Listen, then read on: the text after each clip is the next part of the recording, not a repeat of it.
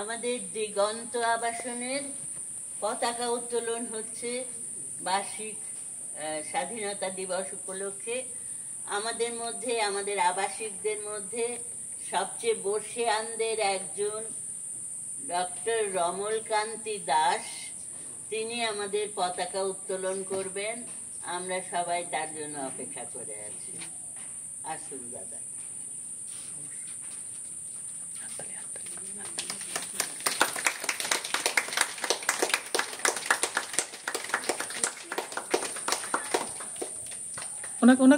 ওনাকে দে হাতে।